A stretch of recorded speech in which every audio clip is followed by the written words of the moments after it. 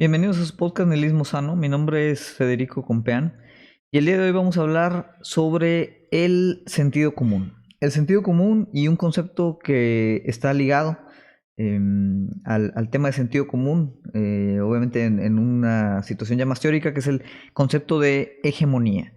Y si hay tiempo, si no ya veremos si lo ampliamos en otro capítulo, pues del tema de hegemonía vamos a saltar a uno de los temas favoritos de todos, que es el tema de la ideología, ¿no? Una palabra que nos encanta utilizar, que escuchamos bastante, especialmente en el ámbito político, y que tiene que ver con tema de pensamiento hegemónico y tiene que ver otra vez con ese espejismo realista, vamos a llamarle, del sentido común.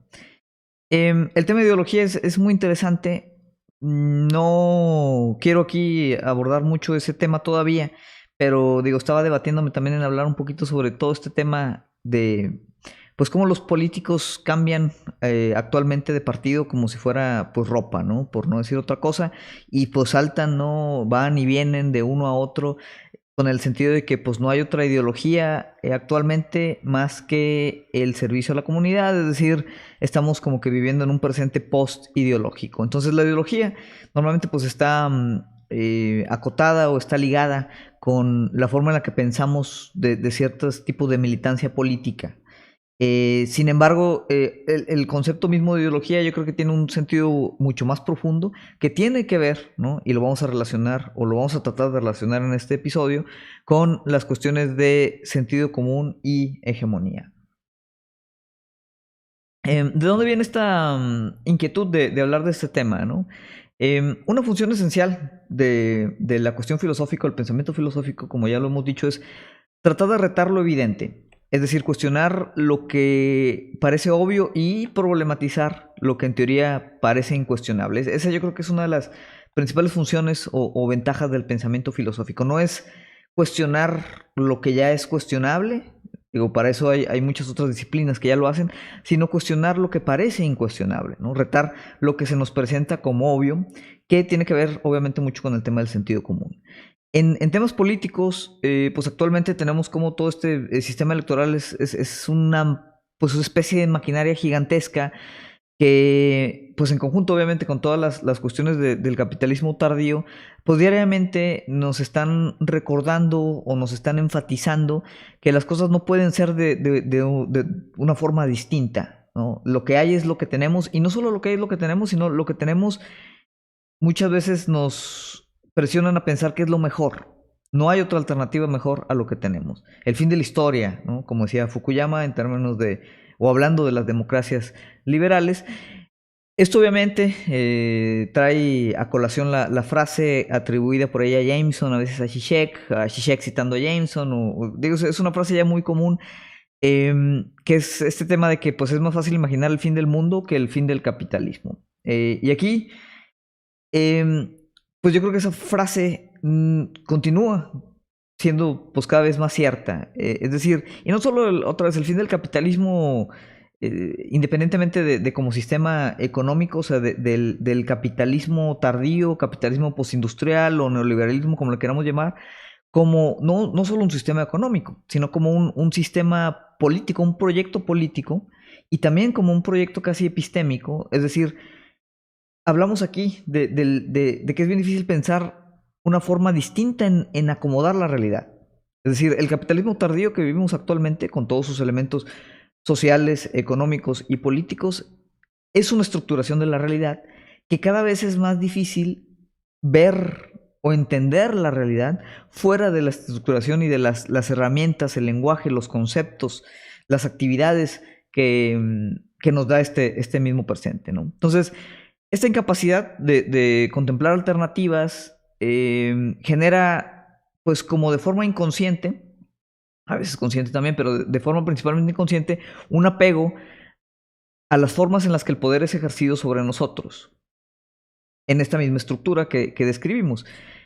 Y eso genera, en ciertos casos, incluso una especie como de conciencia servil que a veces no interpretamos como tal o no la detectamos, sino que la asumimos, y la asumimos eh, principalmente o a través de lo que conocemos generalmente como el tema del sentido común. Y ahorita lo vamos a explicar.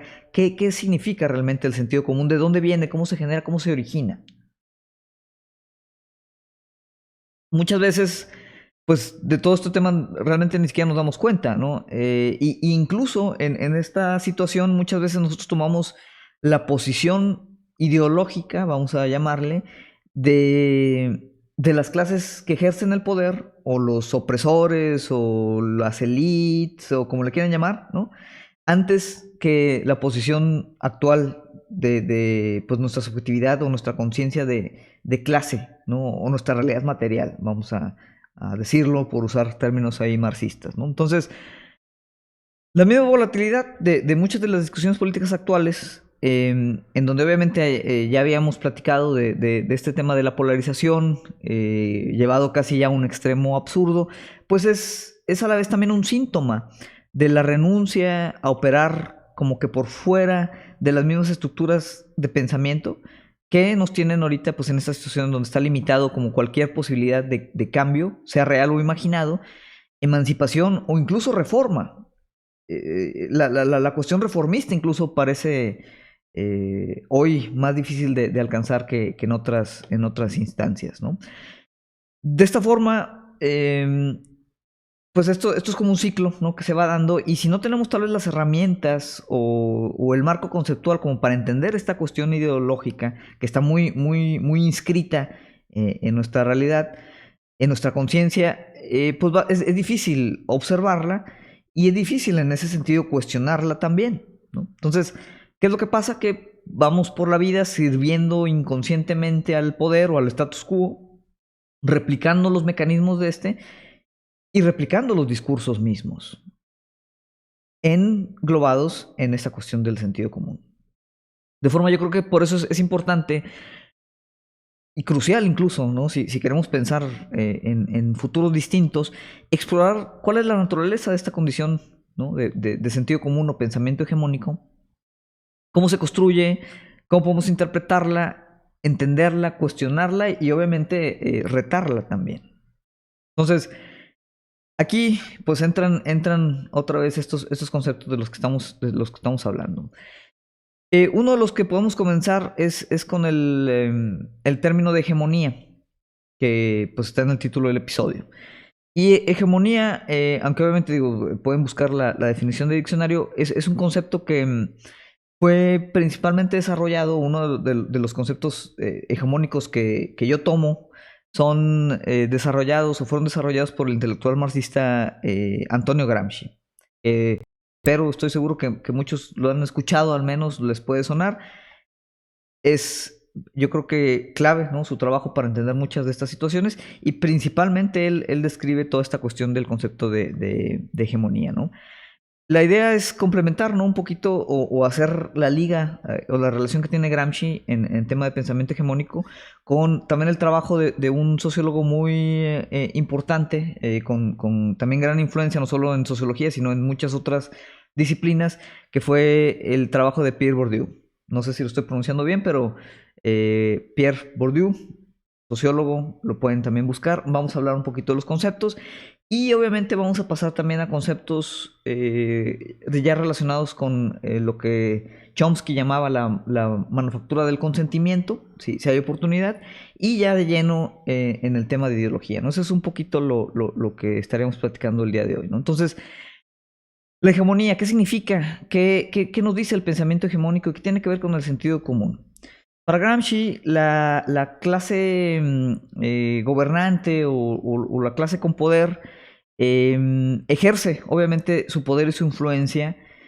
Anteriormente, principalmente se hacía a través de la violencia física, pero las sociedades actuales, pues, llegan a un punto, ¿no? En el que se va disipando esa violencia física que existe todavía, y el Estado, por ejemplo, es el donde está concentrado el monopolio de la violencia física, aunque esta, bueno, ya tiene leyes, fronteras muy difuminadas también con el ejercicio del poder privado, pero la violencia física sigue existiendo, ¿no? La violencia material. Sin embargo, también existen otros tipos de violencia y otros tipos de ejercicio de poder y de influencia de las clases dominantes sobre las clases dominadas. Y una de las cuestiones que Gramsci desarrolla es el uso de las ideas hegemónicas para seguir ganando como dominación sobre las clases subyugadas. A qué se refiere Gramsci con la dominación a través de ideas hegemónicas? Es decir, a través de instaurar como un marco cultural, ¿no? Un sentido común que obviamente se encuadre dentro de lo que pues es conveniente para las clases dominantes en curso.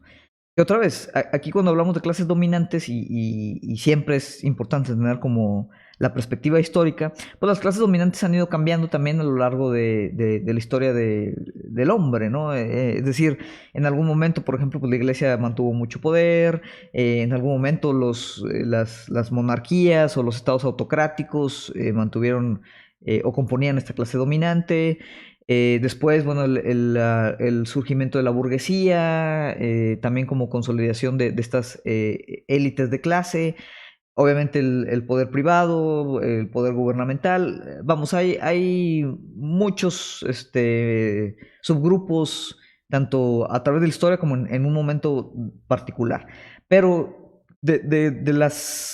todas las clases dominantes de las que estamos hablando, la que sea, pues ejerce bastante de su poder y su influencia a través no solo del control de la violencia, a través no solo del control, por ejemplo, de los medios de producción en términos marxistas, sino también a través de, pues de una otra manera, el control del mapa cognitivo de la gente, ¿no? Es decir, qué es lo que pensamos, qué es lo que estamos acostumbrados a pensar, cómo estamos socializados o condicionados a pensar, qué tipo de ideas son las que se discuten.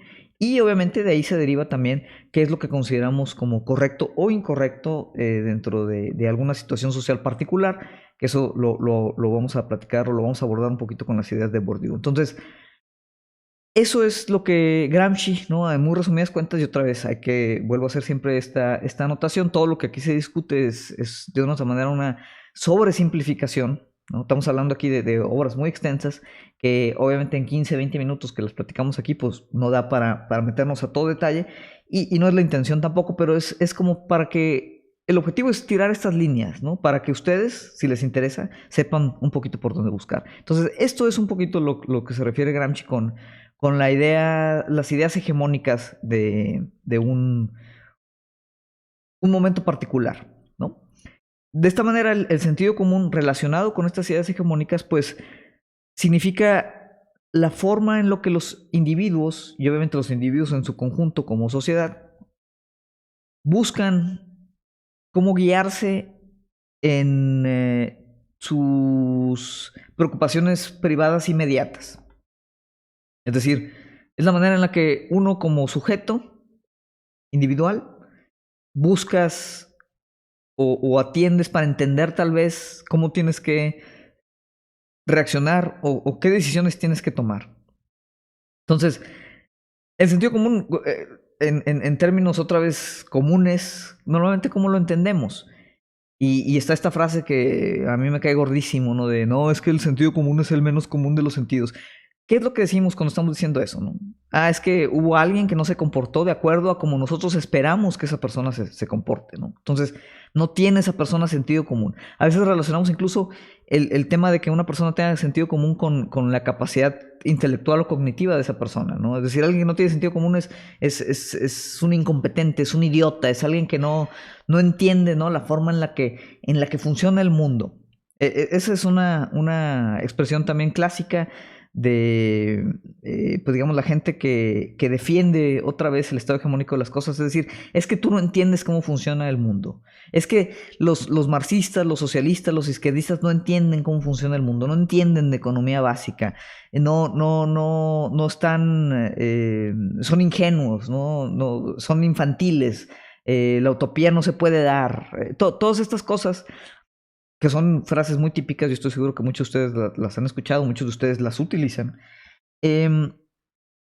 sirven de una otra manera, pues otra vez, para enfatizar nosotros como individuo estas ideas hegemónicas colectivas que nos vienen desde afuera, nos vienen desde arriba, y que nosotros las propagamos a través de la misma conversación, de las discusiones, de los hábitos, de las actividades, ¿no? Y obviamente al hacerlo, al propagar nosotros este sentido común, tanto de forma inconsciente como de forma consciente, pues contribuimos a que este sea un pensamiento hegemónico. ¿Qué significa hegemónico?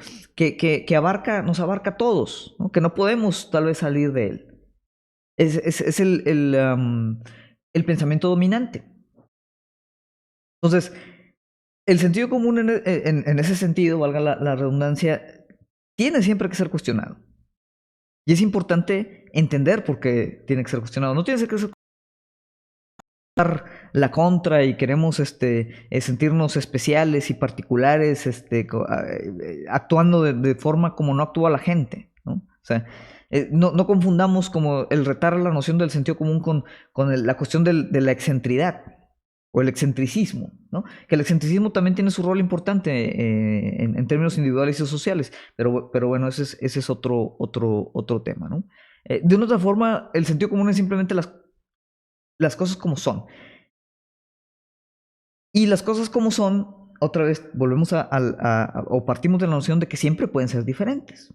Entonces, si hay algo ahorita que sentimos que no funciona, que sentimos que no es lo ideal, que sentimos que puede ser distinto, puede interpretarse, construirse y mostrarse de forma distinta, ¿no? Pero hay un sentido común ahí que nos absorbe y que es bien importante verlo con esa perspectiva crítica.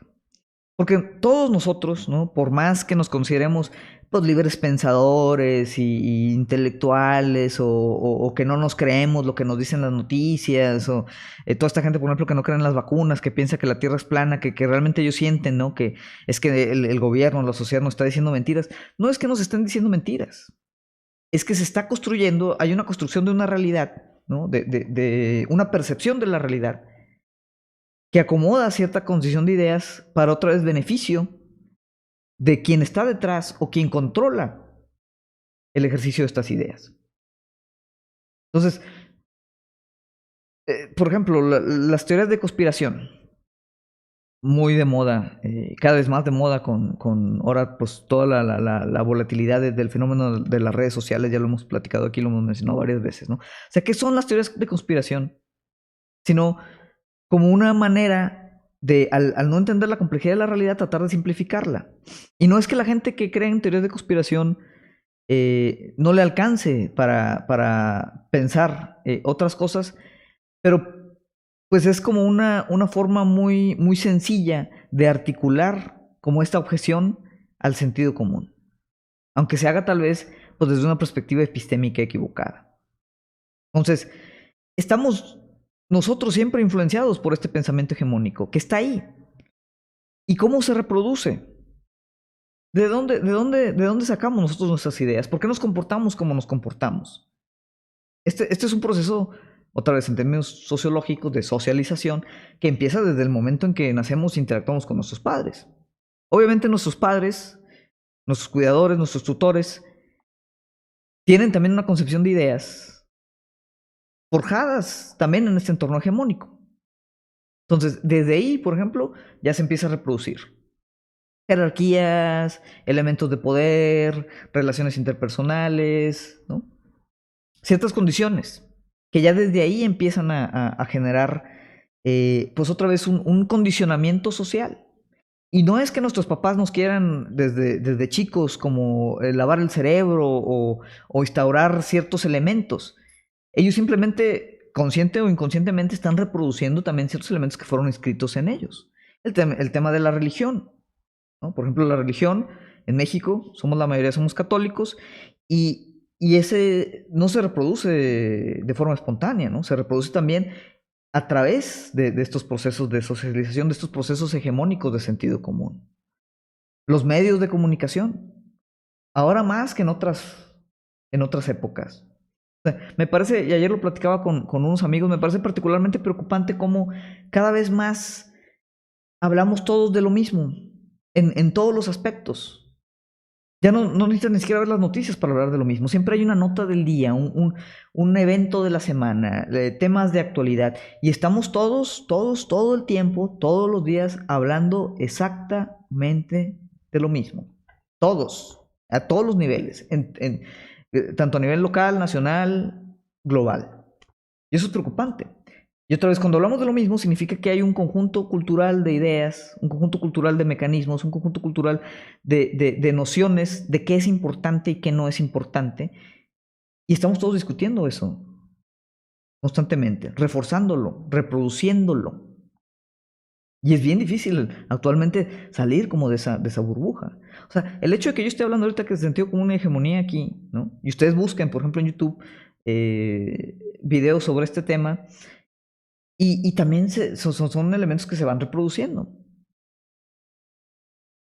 No creo que nos dé tiempo aquí para hablar sobre, por ejemplo, toda la teoría de Chomsky del tema de la manufactura del consentimiento, pero los que tengan oportunidad, hay un documental, obviamente esto viene de un libro, es de los libros, digamos, famosos de Chomsky, tiene ya bastantes años, no recuerdo si es de los 70s, de los 80s, y hay un documental también de poco más de 2 horas, donde se explican las ideas del libro, ¿no? Que es esto de manufacturar consentimiento, y habla cómo, o explica más bien, de cómo los medios de comunicación en toda su estructura, pues son parte clave de como el aparato de propaganda del Estado de las clases dominantes. Otra vez volvemos a la parte o al concepto de clases dominantes. Y no es que sea una conspiración. No significa que haya 10 ancianos en un cuarto oscuro, ¿no? Diciendo, no, esta semana esta va a ser la noticia que va a salir. No se requiere ese nivel de centralización. Simplemente que son los medios de comunicación sino corporaciones. O sea, por ejemplo, muchas veces le cuestionan a Chomsky, es que, ¿cómo dices que los medios de comunicación están controlados? O sea, como si se escuchara, como si fuera algo conspiranoico, ¿no? Y Chomsky, por ejemplo, responde, porque nadie pregunta, por ejemplo, cómo está General Motors controlado. Todos sabemos que General Motors está controlado. ¿Por qué? Porque es una institución privada, es una corporación. Los medios de comunicación también son una corporación. Y en el momento que es una corporación, obviamente no tiene ningún tipo de transparencia o rendición de cuentas, no tendrían por qué tenerla, pero al ser entidades privadas, ¿no? Corporativas, corporaciones muy, muy grandes, que a veces, por ejemplo, en Estados Unidos, yo creo que son como 3 o 4 megacorporaciones las que abarcan todo el sistema de comunicación masiva, ¿no? Disney es un monstruo, NBC es parte de General Electric, es parte de los conglomerados de no sé, o sea, y pueden buscar, no los tengo a la mano, entonces no quiero aquí echar mentiras, ¿no? Pero pueden buscar ustedes como todas esas relaciones que hay de pertenencia de estas megacorporaciones con respecto a los medios de comunicación. Disney, Fox cuando era diferente, Comcast, pues así todos los conglomerados de Rupert Murdoch. Entonces es un puñado de gente la que es dueña de los medios de comunicación. Y en el sentido de que los medios de comunicación son una corporación privada, su principal naturaleza es generar ganancias, generar dinero, es lucrar.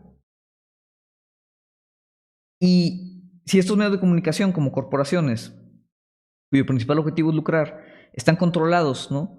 Por las mismas redes de influencia, tanto privadas como estatales, pues es claro que los medios de comunicación van a reproducir estas ideas hegemónicas. Ya lo platicábamos en el capítulo de la parte cultural, donde hablamos precisamente de Disney, ¿no? Entonces, nuestras nociones de la justicia, nuestras nociones del amor, nuestras nociones de qué es correcto, qué es incorrecto, nuestras nociones de la meritocracia, del esfuerzo, de la ética laboral, nuestras nociones de la política, nuestras consideraciones de qué implica la libertad, cuáles sí son derechos humanos que vale la pena defender, cuáles no, porque esos son más individuales que colectivos. Todas esas serie de pensamientos, toda esa serie de concepciones, toda esa serie de ideas son replicadas, son instauradas y se reproducen y las reproducimos nosotros. Entonces, Eh, es muy sencillo, ¿no? O sea, por ejemplo, un ejemplo muy claro en temas como de ideología. ¿Cuáles son, por ejemplo, si yo les dijera con qué interpretamos o cómo recordamos o cómo imaginamos como los conceptos principales de la ideología occidental? Está obviamente encarnada principalmente en Estados Unidos, pero que nosotros como Latinoamérica, pues otra vez infectados por esas ideas hegemónicas, estamos ahí inmersos. ¿Cuáles son como los conceptos, las frases, las ideas claves que tienen que ver con la ideología occidental? ¿No? Democracia, libre mercado, igualdad, libertad de expresión, el derecho a la propiedad privada, individualismo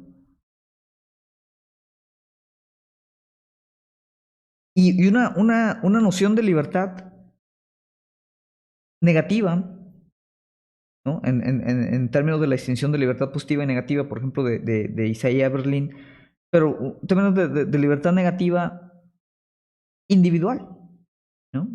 Los derechos humanos, y de eso me gustaría después hacer un capítulo específico de los derechos humanos.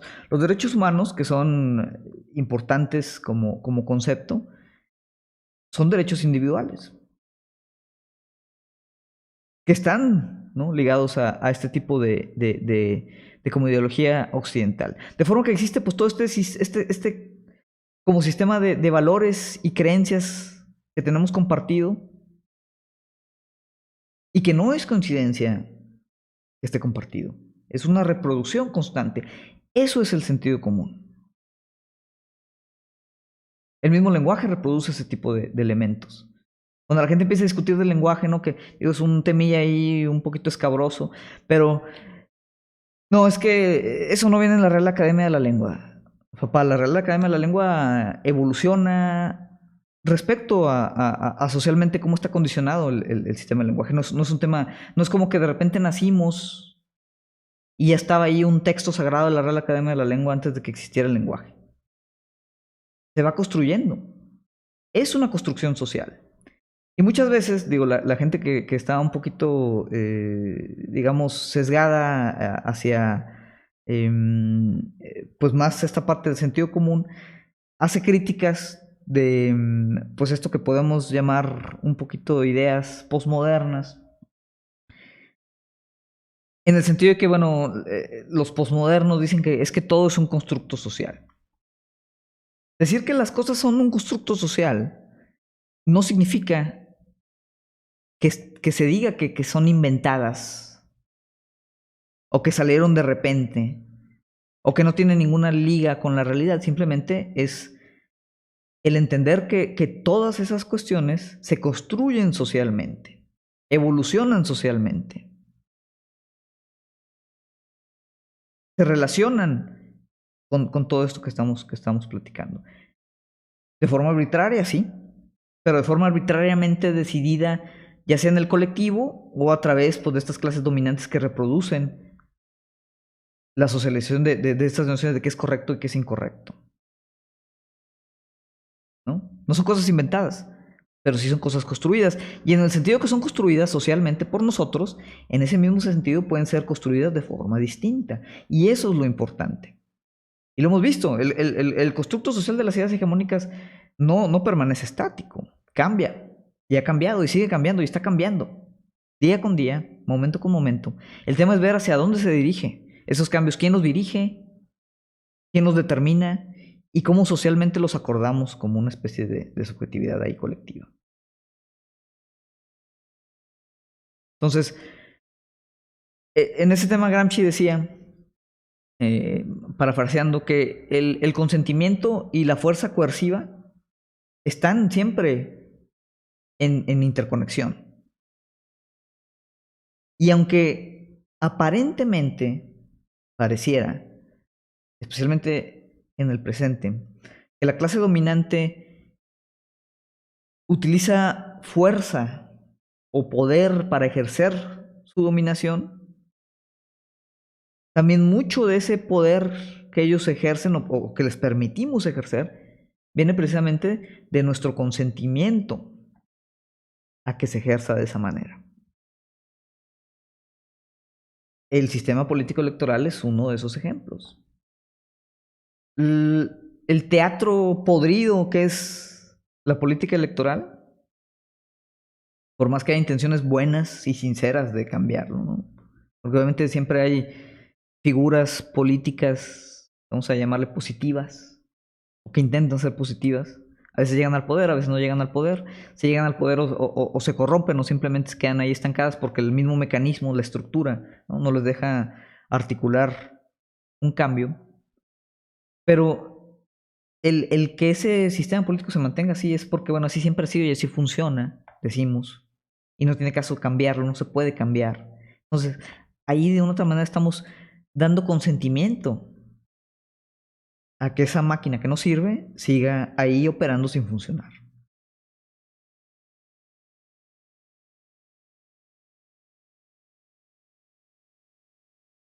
Entonces, eso es un poquito el tema del pensamiento hegemónico, ¿no? El tema del sentido común. Y da para platicar de mucho más, ¿no? Antes de cerrar, también relacionado con esto, aquí habíamos dicho que íbamos a ligar un poquito el trabajo de Pierre Bourdieu, ¿no? Que Bourdieu, por ejemplo, habla del hábitus y habla del capital, no solo como capital financiero, y habla de los campos sociales, que son como estos espacios en donde hay distintas configuraciones de las clases sociales.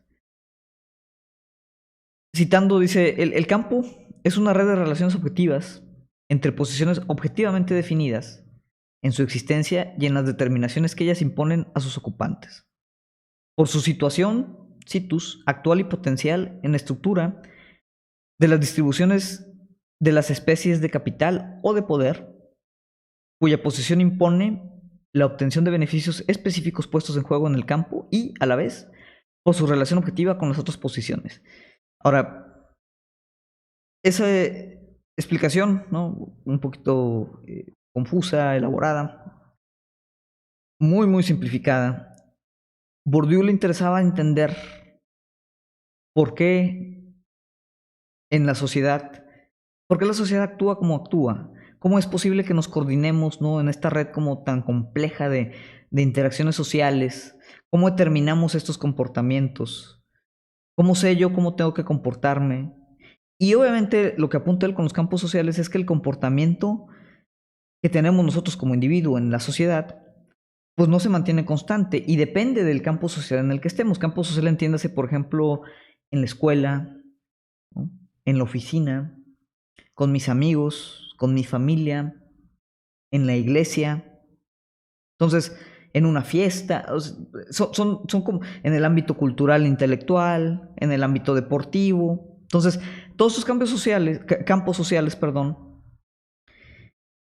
existen, ¿no? Otra vez dentro de este proceso de socialización, en donde nosotros desde muy chicos y a través de cómo interactuamos otra vez con los medios de comunicación, con nuestros iguales, con nuestras familias, en las escuelas, en las iglesias, en todos esos campos donde se reproducen estas ideas, vamos nosotros socializándonos a participar y actuar de cierta forma, ¿no?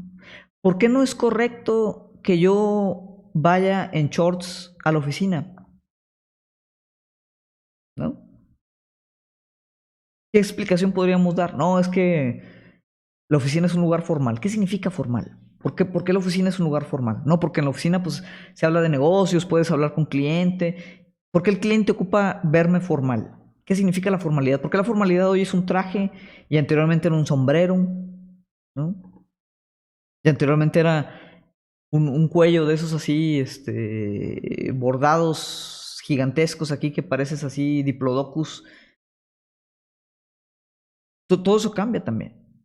Y cambia no solo en general, sino en específico en cada campo social. Y lo que dice Bourdieu es que en los campos sociales también hay obviamente jerarquías.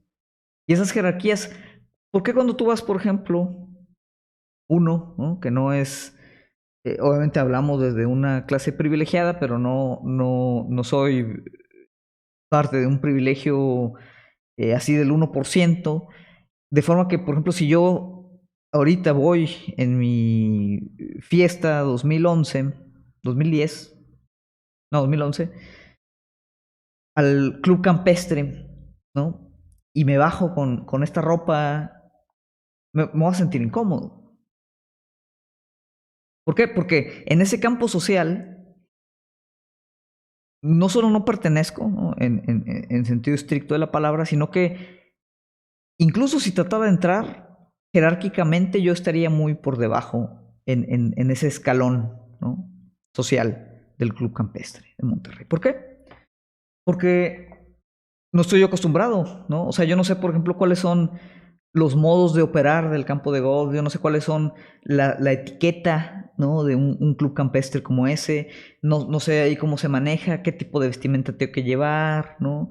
No sé cómo opera, no entiendo cómo opera ese campo social. Entonces, al no saber cómo opera ese campo social, yo no puedo generar capital social, por ejemplo, en ese campo. Y mi jerarquía ahí es baja. Entonces, empiezan estas relaciones que explica Bourdieu, sociales de poder relacionadas con el capital. En el ámbito deportivo, ¿no? ¿Dónde está el capital en el ámbito deportivo?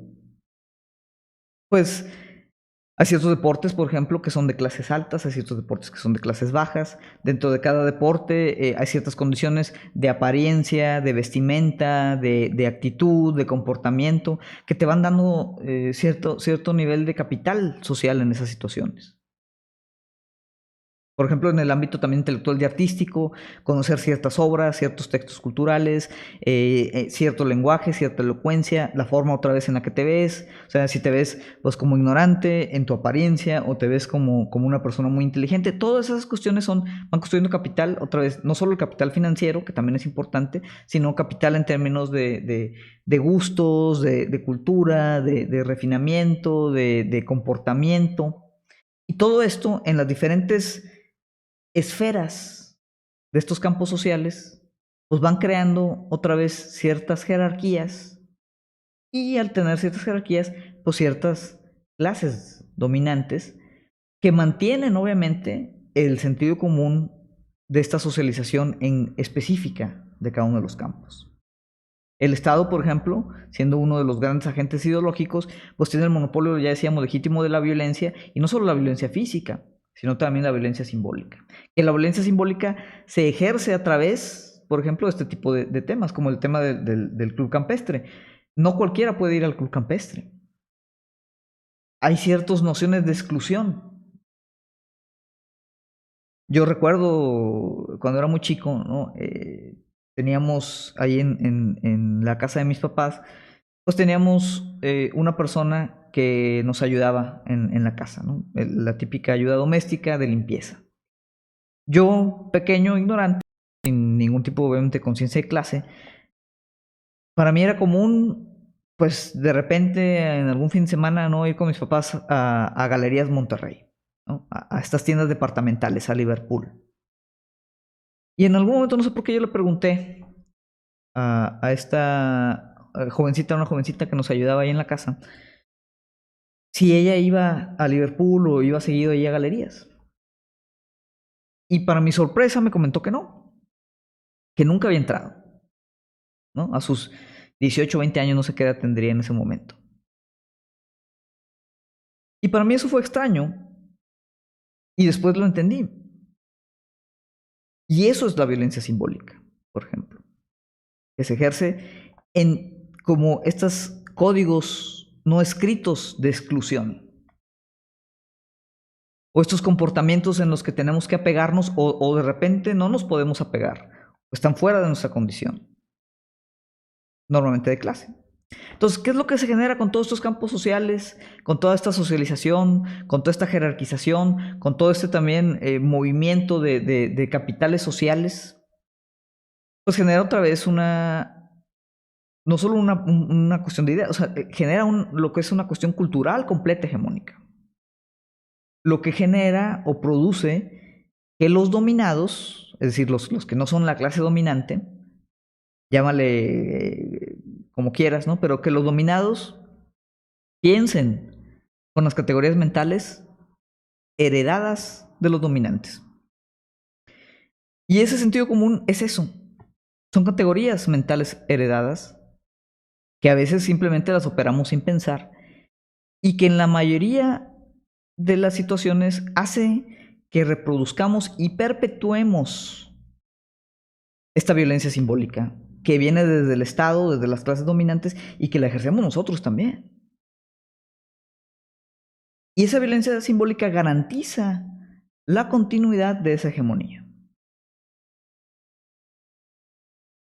Y toda esa amalgama de conceptos los podemos englobar en la concepción o la noción de ideología. Y esa concepción de ideología nos explica por qué la gente piensa y defiende a capa y espada muchas de las situaciones abiertamente negativas de nuestra sociedad actual. A mí el principal ejemplo, el ejemplo más divertido, ¿no? Y en algún momento yo me peleaba mucho con los libertarios de derecha, ¿no? Los anarcocapitalistas, que es como pues una ideología bastante infantil. En mi opinión la podemos discutir más adelante. Porque precisamente el anarcocapitalismo es como esta confluencia exagerada del pensamiento hegemónico actual. Y lo interesante es que la mayoría de los anarcocapitalistas se piensan a sí mismos como pensadores casi independientes y son el extremo que reproduce de mejor manera las ideas ideológicas del presente, la condición ideológica del presente. Pero para ellos la única ideología que existe es la cuestión cultural, ¿no? Que dicen que la izquierda ganó la guerra cultural, o las cuestiones ideológicas, por ejemplo, marxistas, comunistas, socialistas, que realmente pues no están en el imaginario, pero no, la realidad no opera bajo esas ideologías. Son ideologías también. Entonces, ahorita con esto o hasta aquí quiero cerrar. Tema de sentido común, tema de hegemonía, varias ideas, varias líneas, hay muchas cosas a profundizar. Y sí quiero dar tal vez en otro capítulo, no sé si inmediatamente el que siga o algunos después, uno donde ya empecemos ahora sí, ya con este antecedente, a hablar específicamente de la cuestión de ideología, que hay mucho de qué hablar y hay muchos pensadores que nos hablan de esa parte y que hablan, ya podemos empezar a hablar ahí del tema de conciencia de clase y de la reproducción de la ideología, ¿no? Y cómo hay estos aparatos ideológicos del Estado, utilizando ahí términos de Althusser. Entonces, por esta semana sería todo. Les agradezco a los que nos escuchan y pues yo creo que la conclusión o el mensaje, ¿no? de esta sesión es que tenemos que cuestionar el sentido común, no porque sea sentido común y ya, sino porque al entender de dónde viene este pensamiento hegemónico nos damos cuenta que está normalmente dirigido por las clases dominantes. Y dependiendo de nuestra visión objetiva o subjetiva de cómo nos guste o no nos guste la situación actual, pues yo creo que para pensar una situación distinta, tenemos que hacer ese cuestionamiento y ser muy críticos de dónde vienen no solo esas ideas, sino de dónde vienen nuestras ideas. ¿Cómo llegamos a ellas? Porque estoy seguro que muchas veces hemos discutido N cantidad de cosas desde el sentido común, desde nuestras creencias, y normalmente las creencias que tenemos más firmemente afianzadas son las que menos hemos cuestionado. Por esta semana es todo, les agradezco. Les recuerdo, para los que nos escuchan por primera vez, estamos en las principales plataformas de podcast, iTunes, Google, Spotify. Suscríbanse por favor, déjenos las reseñas, ayúdenos a seguir creciendo. Estamos ya cerca de los 80 suscriptores en Spotify. Estamos también en Facebook, ahí subimos también algunos directos. Estamos ya en YouTube, donde pueden escuchar también el podcast, pero pues viéndome gesticular y manotear y etcétera, etcétera, ¿no? Entonces ahí también nos pueden encontrar. También suscríbanse por favor ahí al canal, déjenos sus comentarios, sus recomendaciones, ya sea a través de Facebook, ya sea a través de YouTube, o como siempre me pueden escribir directamente a federico.compean@gmail.com. Díganos qué les gusta, qué no les gusta del podcast, qué podemos mejorar, qué temas les gustaría que abordáramos, etcétera, etcétera. Por semana será todo, les agradezco.